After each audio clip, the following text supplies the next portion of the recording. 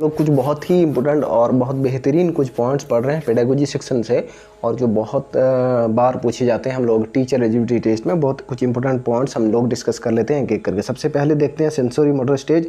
ये हम लोगों का 0 to 2 ईयर्स के अंदर आता है और फर्स्ट स्टेज बोला जाता है पियाजे थ्योरी ऑफ कॉग्निटिव डेवलपमेंट। इसमें क्या होता है ना, एक बच्चा शॉकिंग मतलब कोई सी चीज़ को शॉक करने का आदत, जैसे बॉटल के अंदर कुछ मिल्क रखा गया है उसको शॉक करता है। ग्रेस्पिंग मतलब अगर उसने हाथ रखा है ऐसे, उसमें अपने उंगली रख दिया तो उंगली को आपके पकड़ ले। कुछ अगर कुछ आप कोई से भी चीज़ रख देते हैं तो पकड़ लेता है, इसको ग्रेस्पिंग कहते हैं। कोई फादर हैं, उसके मॉम हैं, उसके ब्रदर हैं, कोई भी ऐसा उंगली रख देते हैं, रिलेटिव्स रख देते हैं तो वो उसको पकड़ लेता है।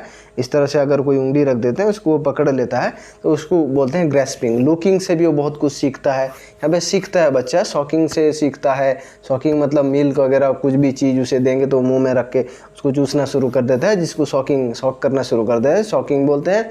और लुकिंग देख कर सीखता है, लिसनिंग सुनकर भी बहुत कुछ सीखता है वो, ठीक है। सेंसेशन से भी यहाँ सीखता है। सेंसरी मोटर स्टेज जो 0 to 2 ईयर्स में आता है और पियाजे थ्योरी ऑफ कॉग्निटिव डेवलपमेंट का सबसे पहला स्टेज बोला जाता है। इसके अंदर एक बेबी लिसनिंग से भी सीखता है और सुनकर सीखता है, देखकर भी सीखता है। ऑब्जेक्ट परमानेंस यहीं पे आता है हम लोगों का। ऑब्जेक्ट परमानेंस अच्छे से याद रखना है हम लोगों को। ऑब्जेक्ट परमानेंस का मतलब है कि अगर हमने एक चीज़ दिखाया एक बेबी को और छुपा लिया, उसे लगेगा कि नहीं ये चीज़ एग्जिस्ट नहीं करता है। ये 0 to 2 ईयर्स के शुरू में लगेगा। जब ये ख़त्म होना आएगा 2 ईयर्स तो उसे लगेगा नहीं अभी तो छुपाया गया है लेकिन ये एग्जिस्ट करता है, मैं बाद में भी ले सकता हूँ ये चीज़, ठीक है। ये object permanence sensory motor stage में आता है लेकिन प्री ऑपरेशनल स्टेज में नहीं।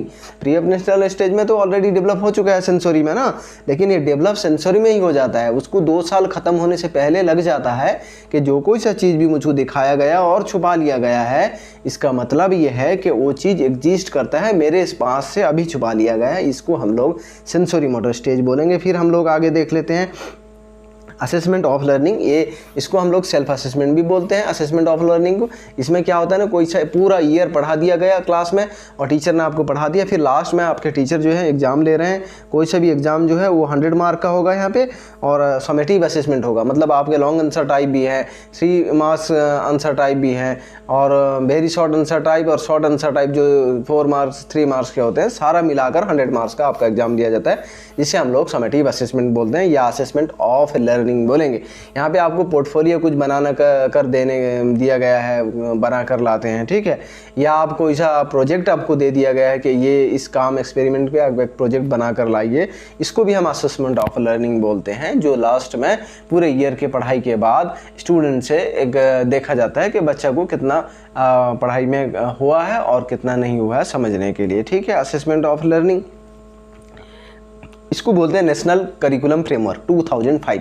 सबसे पहले 1975 में दिया गया, फिर उसके बाद ये 1988 में दिया गया, फिर हम लोगों का 2000 में दिया गया एनसीएफ, ठीक है। हम लोग जानते हैं कि 1975 फर्स्ट, 1988 दूसरा और 2000 में तीसरा। ये 4th नेशनल करिकुलम फ्रेमवर्क है जिसको एनसीईआरटी से दिया जाता है। ये एनसीईआरटी ने दिया है, जो national council of education research and training, NCERT ने नेशनल एनसीएफ 2005 दिया है, ठीक है। फिर आगे हम लोग देखते हैं कि स्कूल एज क्या होता है। 6 ईयर से 12 ईयर्स के अंदर को हम लोग स्कूल एज बोलते हैं। 6 ईयर से 12, 6 साल से बच्चे को लेकर 12 साल के जितने भी बच्चे हैं हम लोग इसे स्कूल एज बोलते हैं। मतलब यहाँ पे बच्चा स्कूल आना शुरू करता है जब 6 साल होता है, ठीक है। आगे हम लोग देखेंगे कि एडीएचडी, इसे बोलते हैं attention deficit hyper activity disorder. Attention deficit hyper activity disorder, तो इसमें क्या होता है ना, ये लर्निंग डिसेबिलिटी नहीं है, लर्निंग डिसेबिलिटी डिसकाल्कुलिया एंड डिसलेक्सिया है।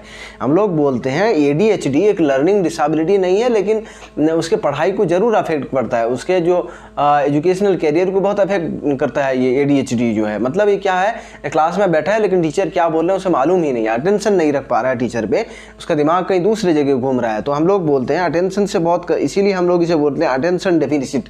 इसके डेफिनेशन या फुल फॉर्म में भी यही बात आता है कि attention deficit hyper activity disorder, ठीक है। ये एक ऐसा बीमारी है जो अटेंशन नहीं कर पाता है क्लास पे, एक चीज़ पढ़ाया जा रहा है उसका दिमाग कहीं खेल में है या कहीं घर में है या कुछ भी है, तो इससे उसका लर्निंग बहुत अफेक्ट होता है, इसे हम लोग एडीएचडी बोलते हैं। ये एक लर्निंग डिसेबिलिटी नहीं है लेकिन लर्निंग को अफेक्ट करता है, attention deficit hyper activity disorder. फिर आगे देखेंगे सेंसरी इम्पेयरमेंट, ठीक है। सेंसरी इम्पेयरमेंट में क्या होता है ना, ये एक स्पेशल नीड्स कैटेगरी के जो चिल्ड्रेन होते हैं उनको समझने के लिए सेंसरी इम्पेयरमेंट होता है। मतलब इसमें क्या होता है ना, वो स्मेलिंग में उसे दिक्कत हो जाता है, और सुनने में भी, हियरिंग में भी, स्पीकिंग में भी बोल नहीं पाता है, स्मेलिंग में भी बहुत दिक्कत होता है, देखने में दिक्कत होता है। ऐसे तरह के एक कुछ स्टूडेंट होते हैं जिनको एक टीचर समझना पड़ता है, टीचर को स्पेशल नीड कैटेगरी, माने उनको एक अच्छा सा ट्रीटमेंट चाहिए। क्लास में आप देख रहे हैं कि बच्चा देख नहीं पाता है पीछे से, तो उसको यह प्रॉब्लम बहुत है, तो उसको सामने बिठाया जाए,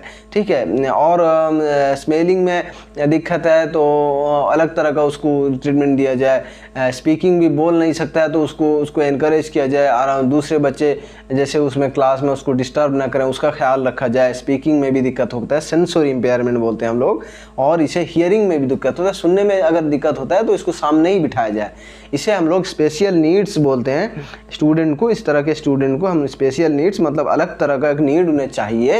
ये इस तरह के जो बीमार बच्चे हैं, एक लर्निंग डिसेबिलिटी नहीं है, लर्निंग डिसऑर्डर नहीं है, लेकिन ये लर्निंग को अफेक्ट करता है, सेंसरी इम्पेयरमेंट, ठीक है। सीइंग, हियरिंग, स्पीकिंग और स्मेलिंग, तो ये चारों चीज़ इसके अंदर आता है जो सेंसरी इम्पेयरमेंट बोला जाता है। इसको हम लोग स्पेशल नीड्स स्टूडेंट बोलते हैं, जिनको एक टीचर को अच्छा सा ट्रीटमेंट देना होता है। या स्टूडेंट जितने हैं ये लर्नर है इस कैटेगरी के, तो टीचर उनको चाहिए कि इस तरह के बच्चों को अच्छा सा ट्रीटमेंट दें और अच्छा सा उनके लिए फैसिलिटी क्रिएट करें और सामने बिठाएं, और वो हियरिंग कैसे अच्छे हो, उनका देखने का कैसे सही देख पाएँ, स्पीकिंग जो बोल रहे हैं उसमें कोई दिक्कत हो रहा है या उनका कुछ परेशानी है उसमें भी ख्याल रखा जाए। स्मेलिंग में भी उनका बहुत दिक्कत होता है, उसका भी टीचर ख्याल रखें, जिसको हम लोग सेंसरी इम्पेयरमेंट बोलते हैं। हम लोगों ने बहुत सारे 6 पॉइंट जो थे इम्पोर्टेंट, बहुत ज़रूरी पॉइंट हैं, हम लोगों ने डिस्कस कर लिए हैं।